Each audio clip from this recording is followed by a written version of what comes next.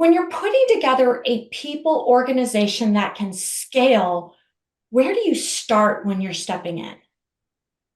I think, especially for a small emerging company, nothing gets you off track for growth more than legal issues. And they can be so easily avoided, right? It's easy for me to say after the fact, but I promise you they can be. And it's funny that that I bring up legal because when most people think of HR, it's probably payroll and benefits, talent acquisition, culture. But HR at its core is really to protect the company by mitigating risk and ensuring compliance. And just as you said, Kristen, when you're speaking to these small emerging companies, I've witnessed these companies paying out millions in non-compliance fees. It's just imagine the additional time and effort taking away from growing your business to deal with these types of issues. And in addition to these compliance with federal regulations, boy, we're seeing a huge increase in state mandated compliance. And it's so important now to understand that with the remote work environment that we're in.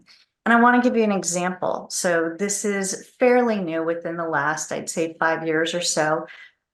Salary transparency within job descriptions. So you used to be able to throw out a job description, right? You go through the interview process, haggle at the end. Now, 6 states mandate that you have a range within your job description. And the catch is, even if you are not in one of those 6 states, if you have an applicant who applies for the role, say from the state of Colorado, you could be at risk if you don't list the salary range in your job description. So federal regulations, state regulations, and beyond compliance, states are now mandating required benefits covering family leave, long-term care. And these are all great benefits, right? I like seeing these, and they're continuing to grow in popularity and impact more states and impact more companies.